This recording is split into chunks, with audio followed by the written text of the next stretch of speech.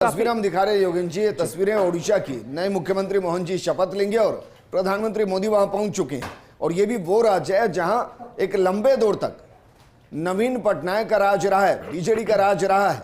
लेकिन बीजेपी ने यहां जिस अंदाज में चुनाव को लड़ा, विधानसभा की सबसे बड़ी पार्टी बनी। और ये चेहरे जो लगातार ओडिशा की पहचान रहे, वो शपथ ग्रहण समारोह का हिस्सा हैं। क्योंकि अगर बीजेडी को हम वैसे देखेंगे तो राष्ट्रीय स्तर पर न्यूट्रल अलायंस वो बीजेपी का नजर आती है और इसलिए बहुत ज्यादा बीजेडी से कभी दिक्कत बीजेपी को लोकसभा के अंदर कम से कम नहीं रही। लेकिन यहां से मेरा एक सवाल योगेंद्र जी, सवाल दरअसल अलग है।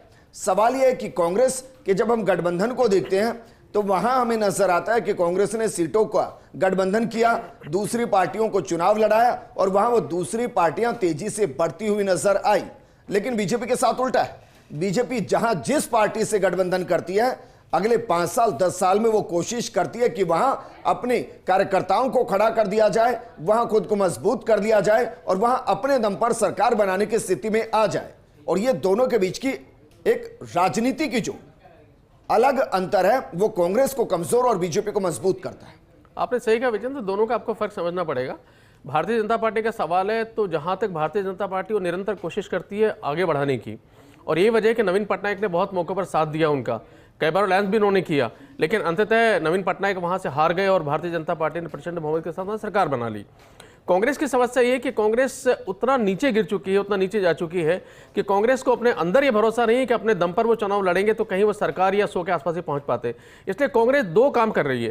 पहला काम ये कर रही है कि किसी भी तरीके से भारतीय जनता पार्टी को कमजोर किया जा सके, और कमजोर वो तब कर सकती है जब अन्य विपक्षी दलों को साथ लेकर के भारतीय जनता पार्टी की सीटों को कम किया जा सके, जो इस चुनाव में आपको देखने को मिला। बिल्कुल। उसके बाद जो कांग्रेस का दूसरा रुख होगा, यह होगा कि अगले चुनाव में किसी भी तरीके से इतनी सीटें सब मिलाकर के आ जाए, जो गठबंधन होगा विपक्षी, कि भारतीय जनता पार्टी को सत्ता से हटाया जा सके। और मुझे लगता है कि तीसरी कड़ी में कांग्रेस का वो कदम होगा जब कांग्रेस ये कोशिश करेगी कि अब वापस से उस प्रभुत्व को पाया जाए जहां पर खुद कांग्रेस उसी मजबूती को पाए जो 2004 के पहले पाती थी। तो कांग्रेस का और भारतीय जनता पार्टी का कदम बिल्कुल साफ साफ सामने है। मजबूरी है कि कांग्रेस फिलहाल उस मजबूती के लिए काम नहीं कर सकती, लेकिन भारतीय जनता पार्टी जिस स्थिति में है उस मजबूती के लिए काम कर रही है, और वही आपको सामने दिखाई दे रहा है। आलोक वत्स जी, भाई बीजेपी के लिए गठबंधन का मतलब क्या है, और बाकी राज्यों के अंदर जहां वो अन्य पार्टियों के साथ गठबंधन करती है वहां रणनीति क्या होती है सर? उस गठबंधन के साथ वहां सरकार को चलाना, वहां कार्यकर्ताओं को मजबूत करना, या उस गठबंधन के जरिए खुद को वहां मजबूत करना और इतना मजबूत कर देना कि जिनके साथ गठबंधन एक दौर में किया गया उस पार्टी से ऊपर हटते हुए पार्टी खुद अपने दम पर वहां चुनाव लड़ जाए और जीत जाए? देखिए, आज का युग साझा सरकार का युग है। लगभग सभी बड़ी दल किसी न किसी दल के साथ साझा सरकार चलाते हैं। जो इंडिया गठबंधन है, आपणकर अनुमति कामना करुछि।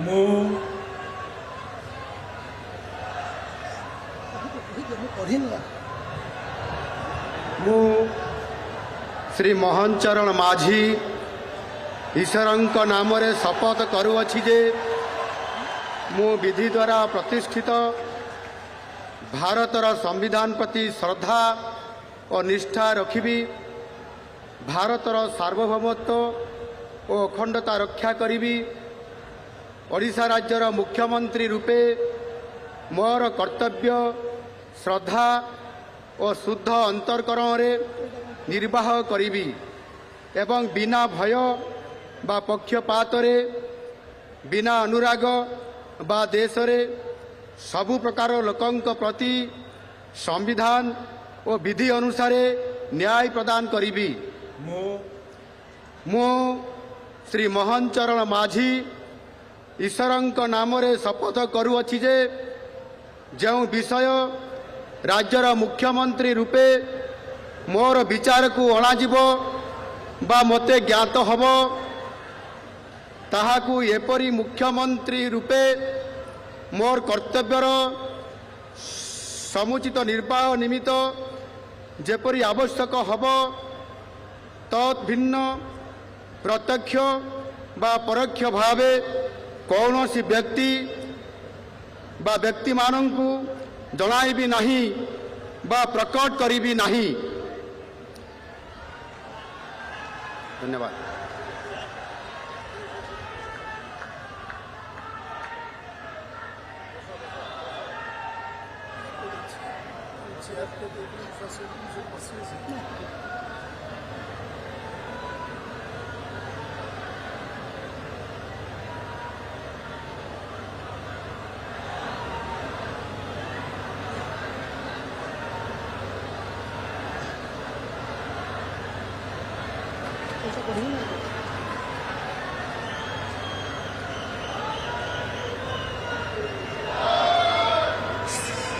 श्रीमान मु निर्वाचित मंत्री मानकर नियुक्ति आदेश पाठ करने निमित्त मु आपनकर अनुमति कामना करुछि। श्री रघुवर दास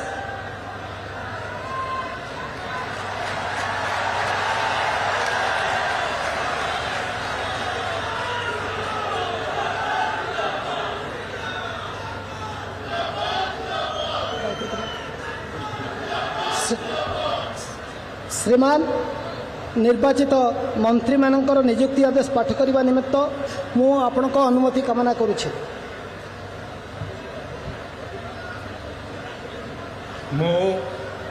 प्रथमे उपमुख्यमंत्री श्री कनक वर्धन सिंह देव। मु कनक वर्धन सिंह देव ईश्वरंक नारे शपथ करुअछि जे मु विधि द्वारा प्रतिष्ठित भारतर संविधान प्रति श्रद्धा और निष्ठा रखिबी, भारतर सार्वभौमत्व अखंडता रक्षा करिबी, ओडिशा राज्यर उपमुख्यमंत्री रूपे मोर कर्तव्य श्रद्धा और शुद्धा अंतकरण रे निर्वाह करिबी एवं बिना भय व पक्षपात रे बिना अनुराग व द्वेष रे सबु प्रकार लोकों प्रति संविधान और विधि अनुसार न्याय करिबी। मो कनकवर्धन सिंह देव ईश्वरंक नारे शपथ करुछि जे जो विषय राज्यर उपमुख्यमंत्री रूपे मोर विचार को अणाजिब बा मते ज्ञात हेबो ताहाकू एपरी मंत्री रूपे मोर कर्तव्यर समुचित निर्भय निमित्त जेपरी आवश्यक हेबो तथ प्रत्यक्ष व परोक्ष भावे कौनसी व्यक्ति बा व्यक्ति मान को जनैबी नहीं बा प्रकट करिबी नहीं।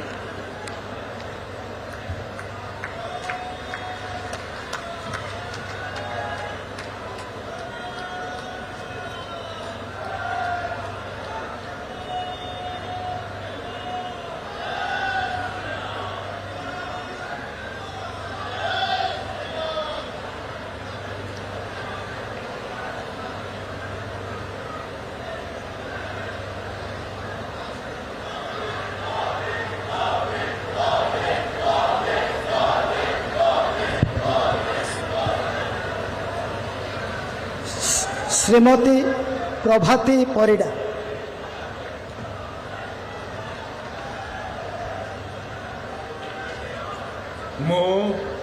श्रीमती प्रभाती परिडा ईश्वरंक नाम रे शपथ करुअछि जे मु विधि द्वारा प्रतिष्ठित भारतर संविधान प्रति श्रद्धा और निष्ठा रखिबी, भारतर सार्वभौमत्व और अखंडता रक्षा करिबी, ओडिशा राज्यर उपमुख्यमंत्री रूपे मोर कर्तव्य श्रद्धा और शुद्ध अंतकरण रे निर्वाह करिबी एवं बिना भय बा पक्षपात रे बिना अनुराग बा द्वेष रे सबु प्रकार लोकंक प्रति संविधान और विधि अनुसार न्याय करिबी।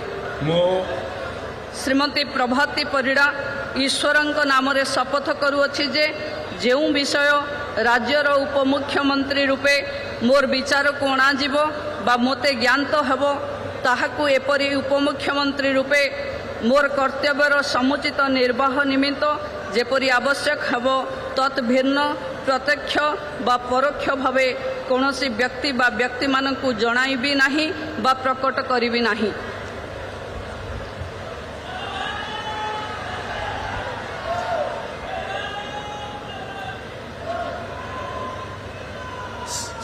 कैबिनेट मंत्री श्री सुरेश पुजारी।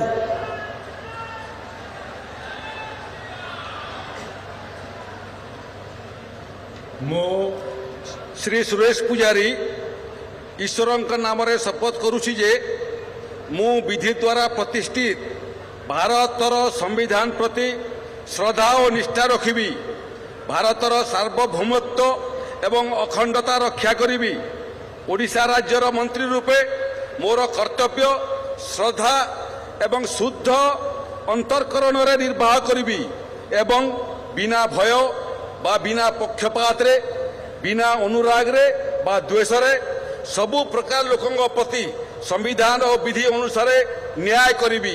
मो श्री सुरेश पुजारी ईश्वर नारे शपथ करुछि जे जो विषय राज्यर मंत्री रूपे मोर विचार को अणाजिब बा मते ज्ञात हब ताहाकू एपरि मंत्री रूपे मोर कर्तव्य समुचित निर्वाह निमित्त जेतिकी जेपरि आवश्यक हब तद्भिन्न प्रत्यक्ष एवं परोक्ष भाव में कौनसी व्यक्ति बा व्यक्ति मानू जणाइबी नहीं बा प्रकट करिबी नहीं।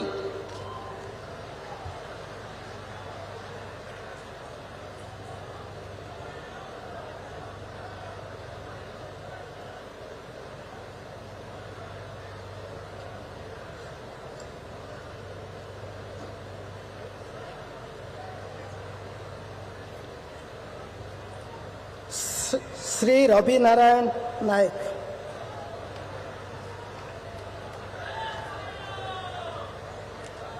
मो श्री रवि नारायण नायक ईश्वर नाम शपथ करुअछि जे मु विधि द्वारा प्रतिष्ठित भारतर संविधान प्रति श्रद्धा और निष्ठा रखिबी, भारतर सार्वभौमत्व अखंडता रक्षा करिबी, ओडिशा राज्यर मंत्री रूपे मोर कर्तव्य श्रद्धा और शुद्ध अंतकरण निर्वाह करिबी एवं बिना भय बा पक्षपात रे बिना अनुराग बा देश रे सबु प्रकार लोकंक प्रति संविधान और विधि अनुसार न्याय करिबी। मो श्री रविनारायण नायक ईश्वर नाम शपथ करुछि जे जो विषय राज्यर मंत्री रूपे मोर विचार को अणाजिब बा मते ज्ञात हब ताहाकू एपरि मंत्री रूपे मोर कर्तव्यर समुचित निर्वाह निमित्त जेपरि आवश्यक हब तद्भिन्न प्रत्यक्ष बा परोक्ष भाव कौनसी व्यक्ति बा व्यक्ति मानू जणाइबी नहीं बा प्रकट करिबी नहीं।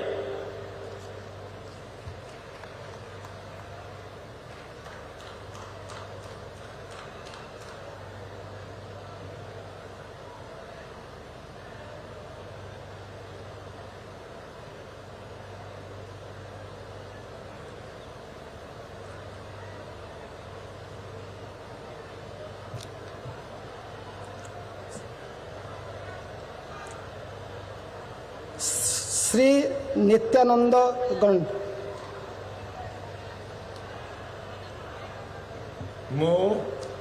मो श्री नित्यानंद गंड ईश्वर नाम शपथ करुअछि जे मो विधि द्वारा प्रतिष्ठित भारतर संविधान प्रति श्रद्धा निष्ठा रखिबी, भारतर सार्वभौमत्व और अखंडता रक्षा करिबी, ओडिशा राज्यर मंत्री रूपे मोर कर्तव्य श्रद्धा और शुद्ध अंतकरण रे निर्वाह करिबी एवं बिना भय बा पक्षपात रे बिना अनुराग बा देश रे सबु प्रकार लोकंग प्रति संविधान और विधि अनुसार न्याय करिबी।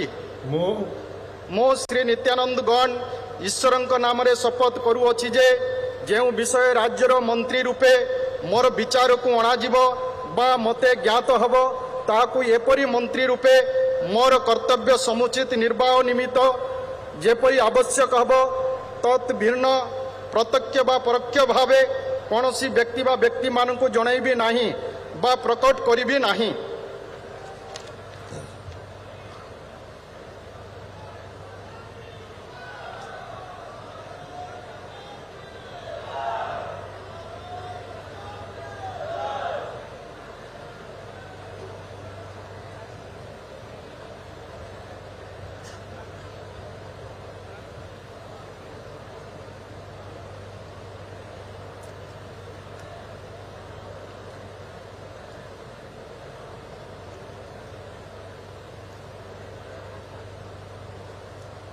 श्री कृष्णचंद्र पात्र।